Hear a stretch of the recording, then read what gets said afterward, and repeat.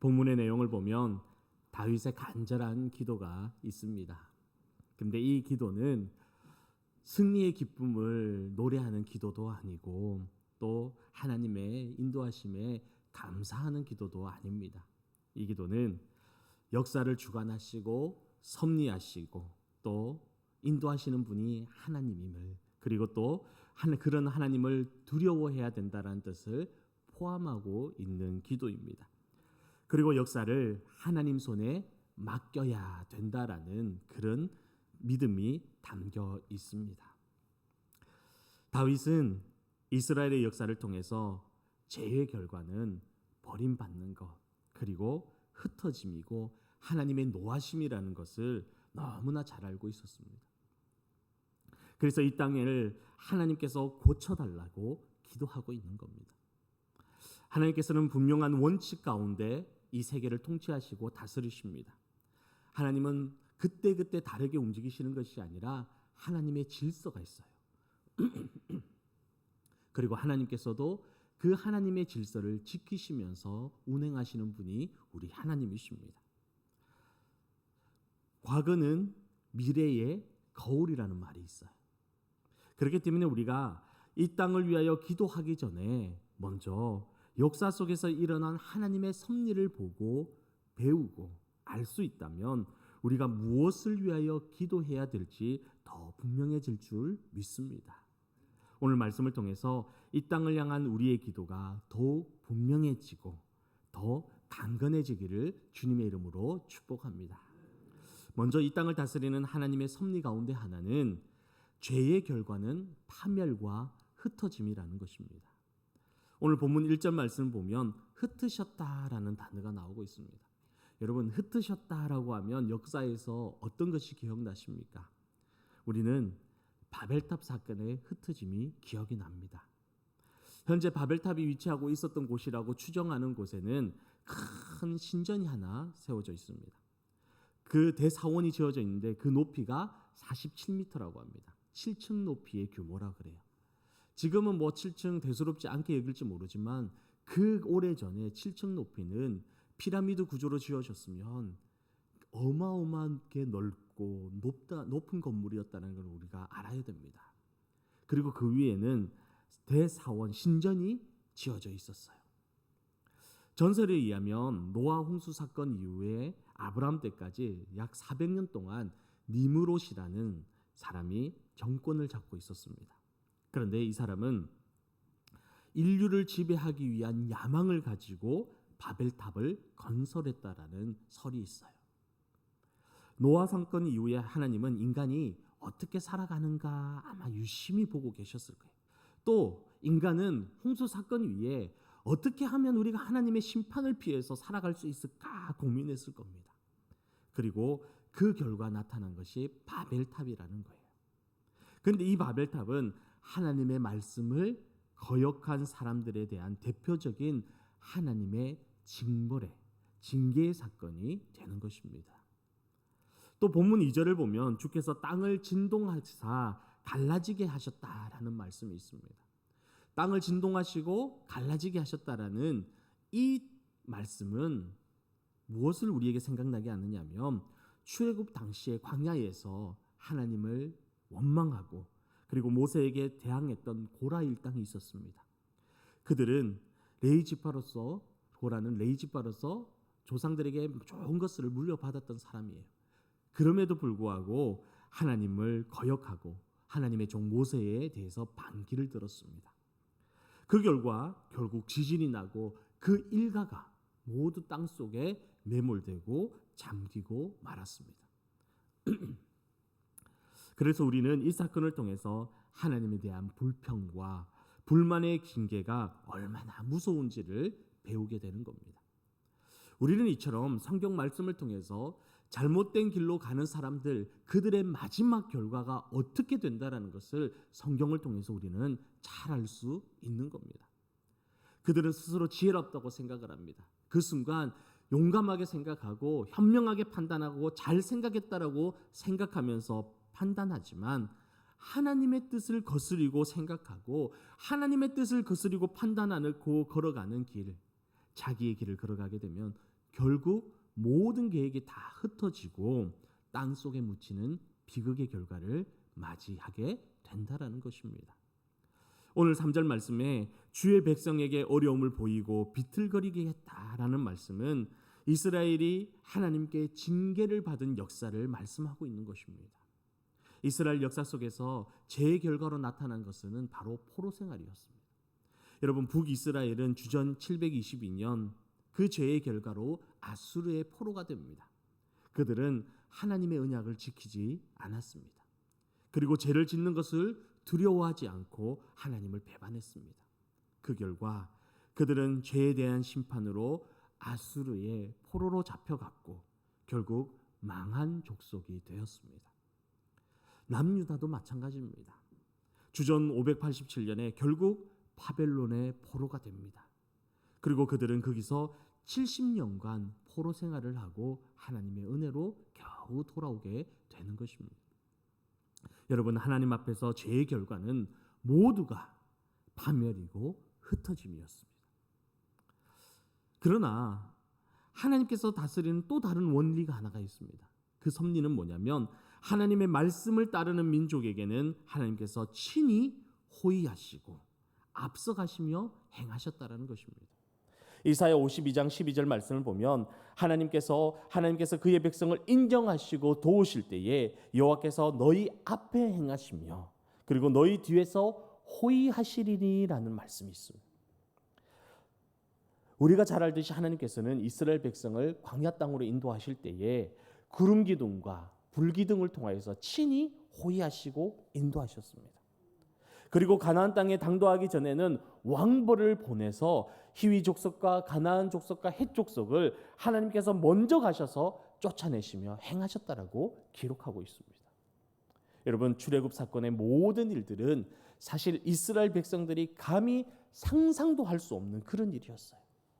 어떻게 그 강대국의 노예로 있던 백성들이 한꺼번에 모두가 출애굽한다라는 것은 불가능한 일이에요. 있을 수가 없는 일이에요. 그러나 하나님께서 도우시고 함께 하시면 꿈도 꾸지 못할 일을 하나님께서는 이루어 가시는 줄로 믿습니다. 여러분, 볼펜 하면 생각나는 게 어떤 볼펜입니까, 여러분? 그렇죠. 여기 준비했습니다. 모나미 볼펜이에요. 이 볼펜의 이름이 뭔지 아세요? 모나미 153이라고 쓰여 있어요. 근데 이 볼펜이 1963년도에 만들어졌습니다. 이 볼펜을 만든 사람이 송삼석 회장님이라는 분인데 당시에 볼펜을 생산할 수 있는 공장도 없었고 기술도 없었고 제조업을 하고 있었는데 부도나기 일보 직전이었어요. 그래서 이 회장님이 기도원에 올라가서 기도하기 시작을 합니다. 기도를 하는데 하나님이 그 마음에 깨달음을 하나 주시는데 자기가 하나님 앞에 너무나 범죄하며 살았다는 것을 생각나게 하시는 거예요. 첫 번째가 뭐였냐면 주일 성소를 제대로 안 했어요.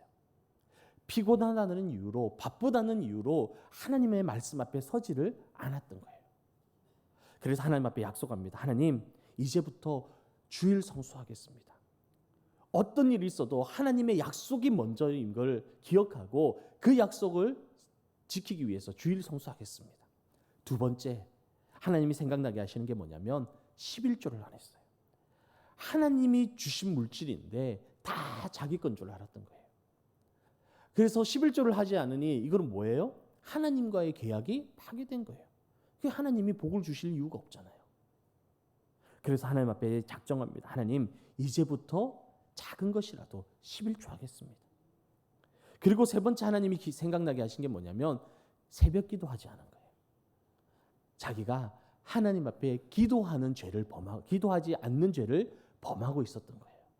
그래서 하나님, 이제 새벽 기도를 시작하겠습니다. 약속했어요.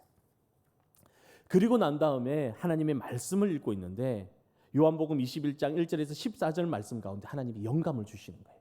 뭐냐면 베드로가 예수님이 지시한 곳에 그물을 던졌더니 물고기가 몇 마리 잡혔어요? 153마리가 잡혔어요. 근데 더 중요한 건 뭐냐면 153마리가 잡힌 게 중요한 게 아니라 그렇게 많은 물고기를 잡고도 그물이 어떻게 됐다고요? 찢어지지 않았다라는 거예요. 여러분, 우리가 많은 수입을 올려도 다 세어나가면 아무 의미가 없어요. 하나님이 지켜주시지 않으면 아무런 의미가 없는 거예요. 그런데 153마리를 잡았는데 그물이 찢어지지 아니하였더라. 그래서 그는 하나님 앞에 이렇게 기도합니다. 하나님, 제가 모나미 153, 153을 만들겠습니다. 그런데 하나님, 이 볼펜이 전 세계의 모든 사람 손에 들리게 하여 주시옵소서. 그리고는 50억 자루가 팔리게 해주십시오라고 기도했어요. 여러분, 이게 뭐 작은 숫자가 아니에요. 50억. 여러분 들어보나 보셨어요? 50억. 예. 그런데 하나님께서요, 이 기도에 응답해 주셨어요. 통계를 보니 50억이 넘게 팔렸어요. 여러분, 세상 사람들에게 있어서 마지막은 절망입니다. 그러나 하나님의 백성, 하나님의 성도에게 마지막은 하나님의 시작이 되는 줄로 믿습니다. 하나님은 언제나 우리를 위해서 생각지도 못한 방법으로 일하세요. 그래서 우리 입술에 고백하기를 하나님이 하셨습니다, 하나님이 이루셨습니다, 인정하고 고백하도록 만드시는 분이 우리 하나님이신 겁니다. 그러나 이런 하나님의 인도하심과 도우심을 인정하지 않고 인간의 계획과 생각으로 살아가는 사람은 하나님 앞에 바벨탑을 쌓아 살아가는 겁니다. 역사가 아놀드 토인비는 이렇게 얘기를 합니다. 지구상의 인류 문화가 생긴 이래에 20개의 대문명이 지나갔다고 얘기를 합니다. 그러나 그 중에 하나님을 위한 문명은 다 생존하고 있지만 오리엔트 문명, 마야 문명 등 하나님의 뜻을 거스리고 거역한 문명은 역사상에 모두 다 사라져 버렸습니다. 사랑하는 성도 여러분, 그렇기 때문에 우리는 이 땅을 위하여, 우리를 위하여 회복시켜 달라고 부르짖는 다윗의 심령으로 기도해야 되는 것입니다. 여러분, 바벨탑은 불순종과 인간 중심으로 살려고 했던, 그래서 하나님께 대항했던 결과의 모습이 바벨탑입니다. 오늘도 세상의 수많은 사람들은 하나님 앞에 자신들의 바벨탑을 쌓아가고 있습니다. 돈을 주인으로 삼는 물질 만능주의가 너무나 팽배합니다. 돈이면 모든 것이 다 된다고 믿고 살아갑니다. 그리고 윤리와 도덕은 완전히 땅에 떨어졌어요. 돈을 위해서라면 무엇이든지 할 수 있다라는 생각을 가지고 살아가는 겁니다. 그래서 부모 자식 간에도 돈 때문에 살인을 합니다. 부부 간에도 보험금을 노리고 청부 살인을 합니다. 어린 자녀를 때려 죽이고 굶겨 죽이고 학대를 합니다. 얼마 전 뉴스에는 생일 이벤트라는 이유로 친구를 불러서 의자에 손발을 묶고 주위에 휘발유를 뿌리고 폭죽을 터뜨렸어요. 그래서 그 친구가 40%, 몸의 40%의 3도 화상을 입었다라고 뉴스에 보도되었습니다. 그리고 그것을 촬영했대요. 여러분, 우리가 살아가는 이 세상을 우리는 안타까운 눈으로 바라봐야 됩니다. 그리고 이 세상을 영적인 눈으로 바라볼 수 있어야 하는 겁니다. 성경은 이미 우리에게 그 결과를 알려주고 있습니다. 그러므로 우리는 이 땅을 고쳐달라고 눈물로써 기도해야 되는 겁니다. 성경에서 보여주는 이스라엘의 역사는 하나님의 원리입니다. 우상을 섬기고 하나님을 거역할 때 포로 생활이라는 참혹한 징계가 따라왔습니다. 하나님은 인간의 역사를 보고 계십니다. 그리고 동시에 우리 교회를 하나님은 보고 계시는 겁니다. 하나님께서 죄악이 가득한 소돔 땅을 벌하시려고 할 때 아브라함은 그것을 위하여 하나님께 간구하며 기도했습니다. 하나님, 의인을 악인들과 함께 멸할 수는 없지 않습니까? 이곳에 의인 50명이 있어도 하나님 멸하시겠습니까? 아니, 그곳에 의인 50명이 있으면 내가 용서해 주겠다. 하나님, 그렇다면 의인 50명을 찾는 중에 5명이 부족하면 그 5명이 부족한 것 때문에 이곳을 멸하시겠습니까? 아니, 45명이 있어도 내가 용서해 주겠다. 그렇게 아브라함은 하나님 앞에 기도하면서 의인 30명, 20명, 10명, 마지막 10명을 놓고 하나님 앞에 기도합니다. 하나님, 10명만 있어도 용서해 주시겠습니까? 그래, 용서해 주겠다. 그러나 의인 10명을 찾지 못해서 결국 소돔 땅은 멸망에 이르게 됩니다. 그러나 여러분, 아브라함은 그 땅을 위하여 하나님 앞에 6번이나 간구하며 기도했습니다. 사랑하는 영혼의 성도 여러분, 우리는 이 땅을 위하여, 포항 땅을 위하여, 그리고 우리가 살고 있는 동해면을 위하여 눈물로 기도해야 됩니다. 오늘 본문 4절에서 5절 말씀을 우리 함께 봤으면 좋겠습니다. 4절 5절 말씀 함께 보겠습니다. 시작. 주를 경외하는 자에게 깃발을 주시고 진리를 위하여 달게 하셨나이다. 주께서 사랑하시는 자를 건지시기 위하여 주의 오른손으로 구원하시고 응답하소서. 아멘. 여러분, 이 땅이 회복되기 위해서는 주를 경외하는 자, 주께서 사랑하시는 자가 일어나야 된다는 겁니다. 다시 말해서 예수 그리스도를 구주로 믿는 하나님의 의인, 성도가 일어날 때 하나님의 회복의 역사가 이 땅에 가득하게 되는 줄로 믿습니다.